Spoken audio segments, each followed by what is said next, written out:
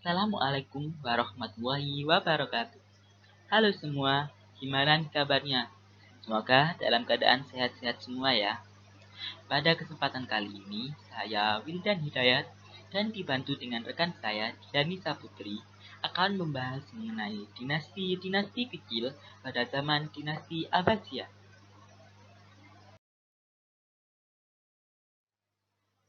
Kali ini, topik yang akan kita bahas kita bagi menjadi 3. Yang pertama yaitu kemunculan dinasti-dinasti kecil di daerah Baghdad.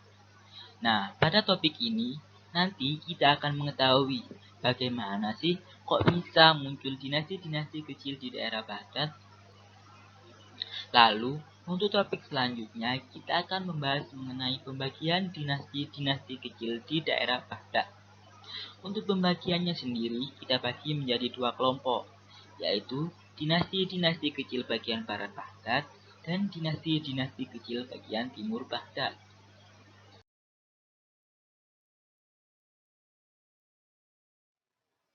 Kemunculan dinasti-dinasti kecil di Baghdad.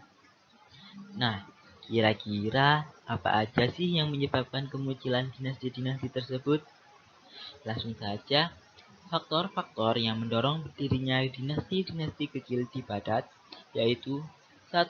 Adanya persaingan jabatan khalifah di antara keluarga raja dan munculnya sikap anti-Arab, tepatnya pada persaingan Arab dan Persia. Nah, gerakan ini biasa disebut sebagai gerakan Syu'ubiyah atau gerakan primordialis atau juga bisa disebut dengan gerakan anti-Arab. Gerakan inilah yang banyak memberikan inspirasi terhadap gerakan politik, sehingga hal itulah yang menjadi faktor dominan dari proses disintegrasi. Lalu yang kedua yaitu tumbuhnya dinasti-dinasti yang memisahkan diri dari kekuasaan pemerintahan Baghdad. Hal ini dilakukan oleh para pemimpin lokal dengan melakukan pemberontakan untuk menegakkan kemerdekaan secara penuh.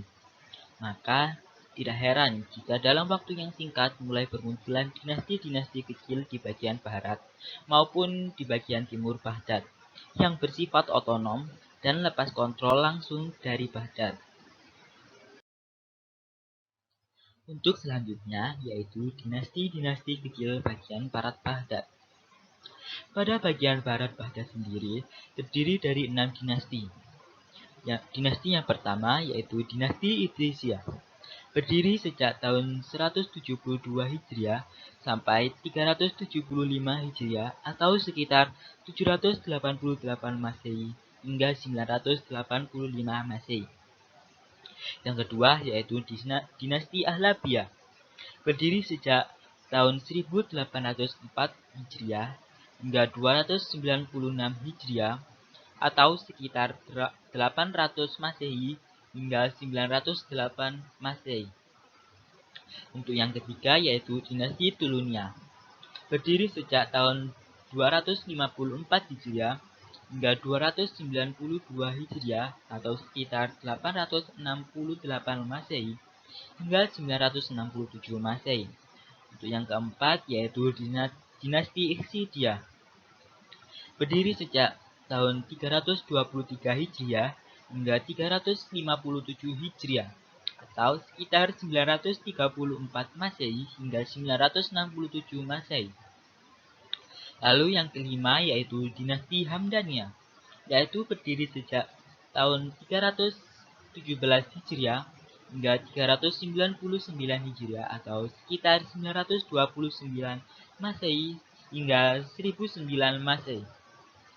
Dan yang terakhir yaitu dinasti Fatimiyah, berdiri sejak tahun 1900 Masehi hingga 1172 Masehi.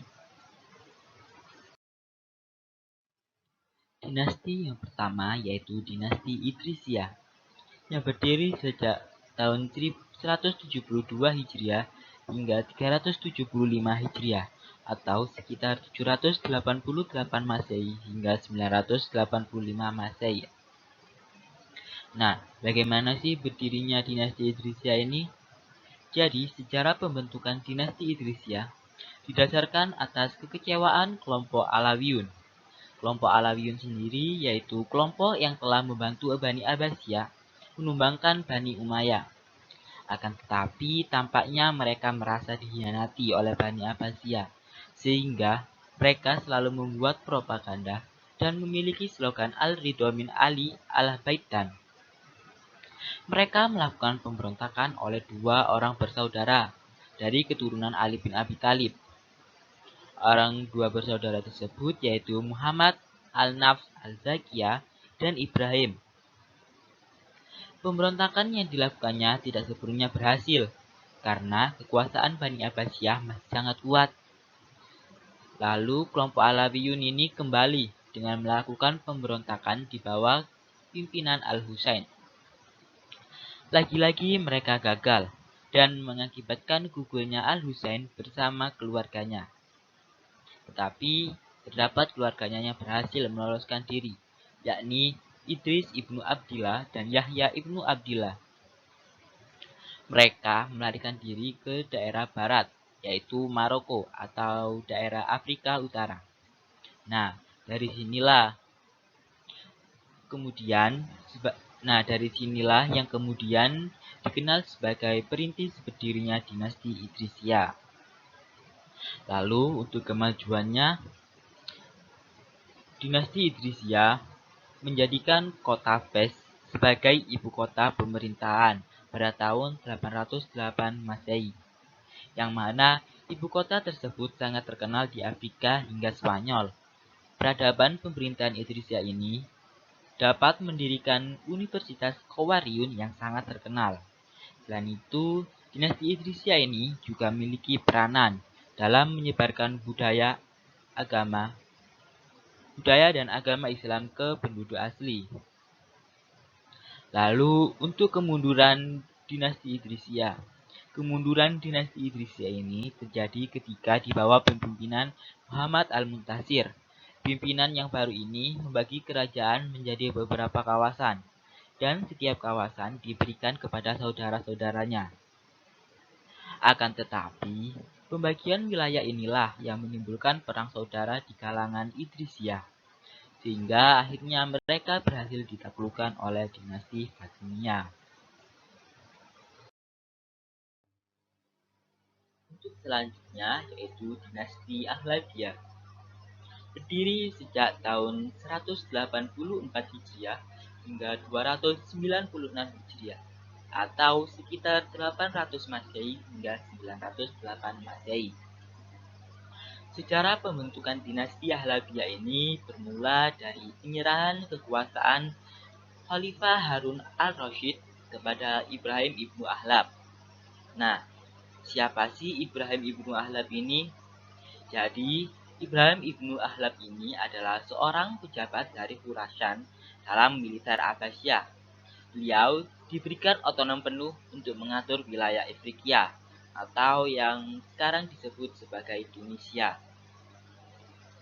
Dinasti Ahlabiyah ini dipimpin oleh 11 khalifah, antara lain Ibrahim I, Abdullah I, Ziyadatullah, Abu Ilkal al-Ahlab, Muhammad I, Ahmad, Ziyadatullah II, Abu al-Horonik Muhammad II, Ibrahim II, Abdullah II, dan Ziyadatullah III.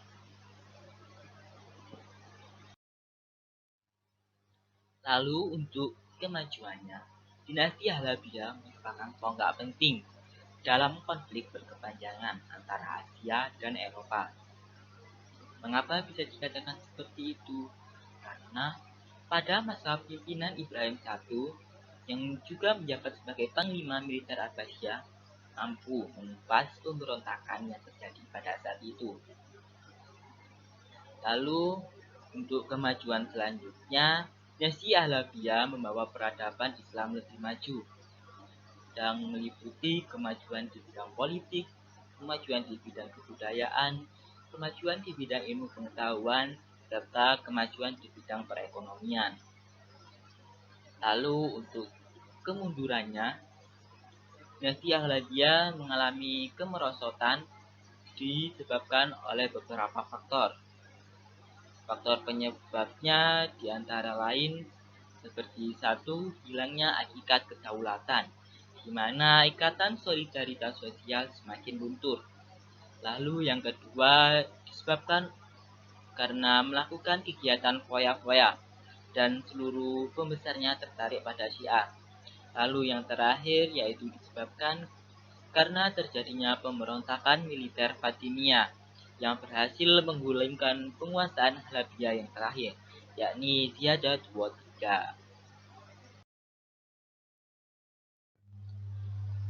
Selanjutnya, dinasti yang ketiga yaitu dinasti Tuluniyah berdiri sejak tahun 254 Hijriah hingga 292 Hijriah atau sekitar 868 Masehi hingga 967 Masehi. Dinasti Tuluniyah ini didirikan oleh Ahmad ibnu Tulun. Beliau adalah seorang budak dari Asia Tengah yang dikirim oleh Panglima Thohir bin al-Husain ke Baghdad. Nah, mengapa sih hanya seorang budak dan tetapi dikirim oleh Panglima Thohir bin al-Husain? Nah, alasannya karena Ahmad ibnu Tulun dikenal memiliki kepribadian yang baik, dermawan, serta dikenal akan keberaniannya, sehingga beliau dipercayai oleh Panglima Thohir. Lalu, sekedar informasi bahwa dinasti Tuluniyah ini merupakan dinasti kecil yang pertama kali berada di Mesir pada masa pemerintahan Abbasiyah. Pada tahun 254 Hijriah, Ahmad ibnu Tulun diangkat menjadi gubernur Mesir. Kekuasaan yang diperolehnya semua atas pemberian dari Bayakbek, seorang pemimpin militer yang memiliki kebangsaan Turki. Nah, lalu untuk kemajuannya apa aja sih? Jadi, dinasti Tuluniyah ini mencatat berbagai prestasi, antara lain yang pertama yaitu mendirikan bangunan-bangunan megah seperti Rumah Sakit Ustadz, Masjid Ibnu Tulun, dan istana. Lalu yang kedua yaitu memperbaiki alat mengukur air di Pulau Raufah yang sangat membantu produksi pertanian rakyat Mesir pada saat itu. Lalu yang ketiga yaitu berhasil membawa Mesir pada kemajuan. Selanjutnya mengenai kemunduran dinasti Tuluniyah. Dinasti Tuluniyah ini ialah dinasti Islam yang masa pemerintahannya paling cepat berakhir, yaitu berdiri hanya 38 tahun saja. Setelah Umayyah meninggal, terjadi konflik internal yang mana menghancurkan ekonomi dan militer Tuluniyah. Hingga dalam situasi ini, Bani Abbasiyah berhasil menundukkan dinasti Tuluniyah. Kemudian diangkatlah Abu Musa Harun sebagai amir dalam usia relatif mudanya, yakni 14 tahun. Nah, dikarenakan umur yang masih relatif muda, sehingga kemampuan dalam mengatur pemerintahan masih belum mumpuni. Alhasil, pada saat wilayah Syam diserang oleh pemberontak yang dilakukan oleh Koromita dan Abu Musa Harun, pemberontakan tidak dapat dipadamkan. Hingga pada saat itu dinasti Tuluniyah mengalami kemunduran. Dinasti yang kelima yaitu dinasti Isidiyah. Dinasti Isidiyah berdiri sejak tahun 323 Hijriah hingga 357 Hijriah atau sekitar 934 Masehi hingga 957 Masehi. Sejarah pembentukan dinasti Isidiyah. Dinasti Isidiyah ini didirikan oleh Muhammad ibnu Tuhi, memiliki gelar Al-Ishid pada tahun 939 Masehi. Beliau diangkat menjadi gubernur di Mesir oleh Abbasiyah karena pada saat itu ia berhasil meredam pemberontakan yang dilakukan oleh dinasti Fatimiyah di Mesir. Berkat keahliannya juga, pengarang Romawi yang bernama Romanus memiliki rasa kagum dan hormat kepada Muhammad ibnu Tuhi. Lalu untuk kemajuan dinasti Isidiyah. Dinasti Isidiyah mempunyai peranan yang sangat penting dalam memperkuat wilayah Mesir. Pada bidang kemiliteran, dinasti ini memiliki jumlah pengawal yang banyak, jumlah 40.000 orang. Pada masa dinasti Isidia ini mengalami peningkatan yang pesat dalam dunia keilmuan. Selain itu, pada saat dinasti Isidia ini dibangun sebuah pasar buku yang besar, yang mana digunakan sebagai pusat dan tempat diskusi yang memiliki sebutan Syuk al-Warokid. Lalu untuk kemunduran dinasti Isidia. Kemunduran dinasti Isidia sendiri disebabkan oleh beberapa faktor, seperti serangan terus-menerus yang dilakukan oleh Fatimiyah dan pemborosan uang negara. Karena pada saat itu raja dan penguasa dinasti Isidia selalu menghabiskan uang negara hanya untuk kesenangan orang-orang dekatnya saja. Lalu penyebab lainnya yang menjadikan dinasti Isidia ini mengalami kemunduran yaitu seperti penyekapan jamaah haji Mesir serta serbuan orang-orang mulia yang berhasil merampas daerah-daerah di wilayah selatan.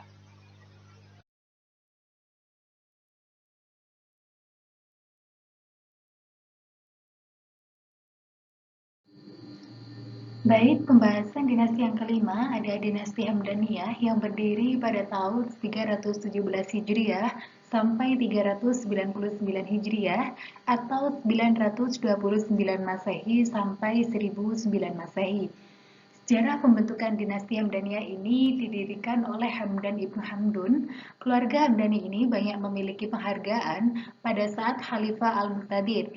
Di antaranya yakni Abu Al-Hajjah Abdullah ibnu Hamdan yang menjadi gubernur di Mosul, Irak pada tahun 292 Hijriah. Sedangkan Said pada tahun 312 Hijriah diangkat juga menjadi gubernur Nahawan. Dinasti Hamdaniyah berpusat pada dua tempat sekaligus, yakni pada Mosul dan Aleppo. Kemajuan dinasti Hamdaniyah memiliki peran dalam mempertahankan kekuasaan ketika Bani Abbasiyah sedang mengalami tahap kemunduran. Selain itu, dinasti Hamdaniyah ini memiliki prestasi yang gemilang dalam dunia intelektual. Beberapa faktor penyebab dinasti Hamdaniyah mengalami kemunduran antara lain: 1. Timbulnya sikap kebaduian dan sikap destruktif yang mengakibatkan Suriah dan Al-Jazirah mengalami penderitaan karena kerusakan yang ditimbulkan oleh peperangan. 2. Bangkitnya kembali dinasti Bizantium di bawah kekuasaan Makedonia. 3. Kebijakan ekspansionis Fatimiyah ke Suriah bagian selatan sampai mengakibatkan terbunuhnya Saif al-Daulat. Pembahasan dinasti bagian barat yang terakhir ada dinasti Fatimiyah yang berdiri pada tahun 909 Masehi sampai 1172 Masehi. Sejarah pembentukan istilah dinasti Fatimiyah ini diambil dari nama Fatimah Az-Zahra. Beliau adalah putri Nabi Muhammad SAW, istri Ali ibnu Abi Thalib melalui garis Ismail putra Ja'far As-Siddiq. Pelekat dasar sekaligus pendiri dinasti ini adalah Ubaidillah Al-Mahdi, putra Husain ibnu Ahmad, ibnu Abdullah, ibnu Muhammad, ibnu Ismail, ibnu Ja'far As-Siddiq. Kemajuan yang dicapai pada masa dinasti Fatimiyah ini antara lain di bidang politik dan pemerintahan, pemikiran dan filsafat, pendidikan dan iptek, ekonomi dan perdagangan, sosial kemasyarakatan, dan di bidang kebudayaan yang mendirikan Masjid Al-Azhar yang memiliki fungsi sebagai pusat pengkajian Islam dan pusat pengembangan ilmu pengetahuan. Adapun kehancuran dinasti Fatimiyah ini diakibatkan adanya serangan yang dilakukan Nuruddin Az-Zanki pada tahun 567 Hijriah atau 1171 Masehi.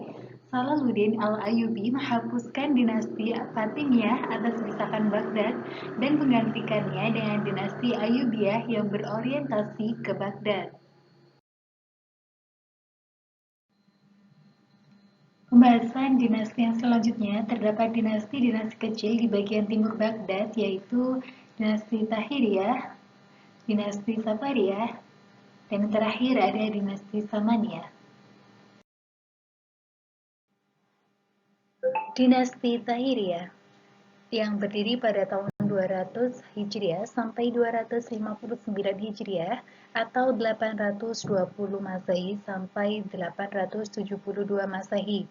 Sejarah pembentukan dinasti Tairiyah ini, pendiri dari dinasti Tairiyah adalah Tahir Ibnu Al-Husain. Sejarah pendirinya tidak lepas dari perselisihan antara Al-Amin dan Al-Makmun, keduanya merupakan putra dari Harun al-Rashid. Kemajuan dari dinasti Tairiyah ini mengalami kemajuan dan memiliki pengaruh yang sangat besar pada masa khalifah ketiga dalam dinasti Tairiyah, yaitu Abdullah ibnu Tahir.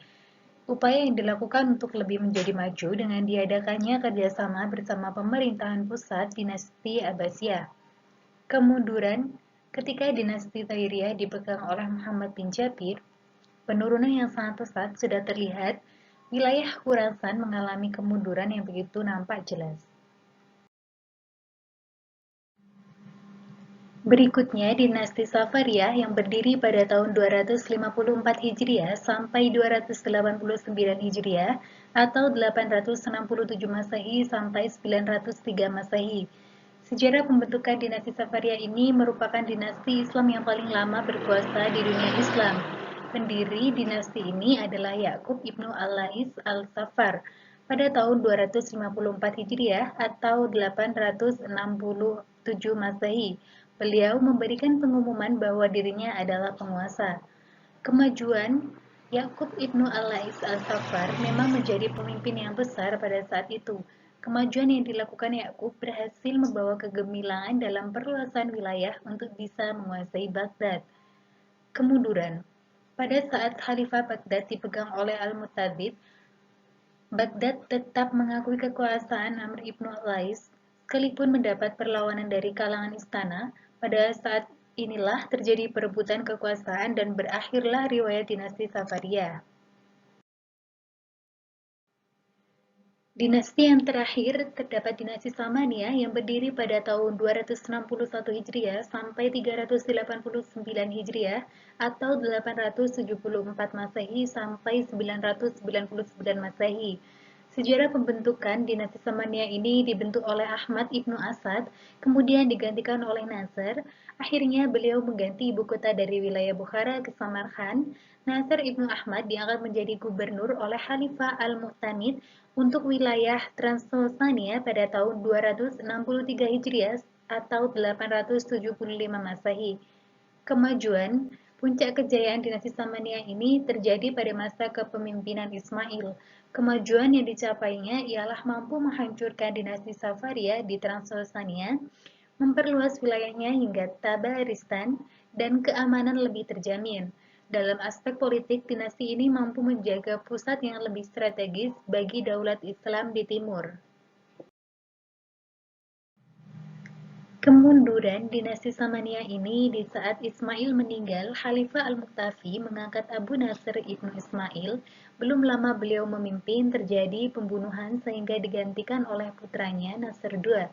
Pada pertengahan abad ke-10, dinasti Samaniyah ini mulai menunjukkan tanda kehancurannya. Nah, gimana nih kira-kira? Udah pada paham belum? Mungkin kalau belum paham atau masih pada bingung, nah langsung aja cus tanyakan di kolom komentar bawah sekarang. Buruan! Nanti kita akan bahas pada sesi diskusi berikutnya. Mungkin cukup sekian dari kami dan terima kasih atas waktunya. See you. Wassalamualaikum warahmatullahi wabarakatuh.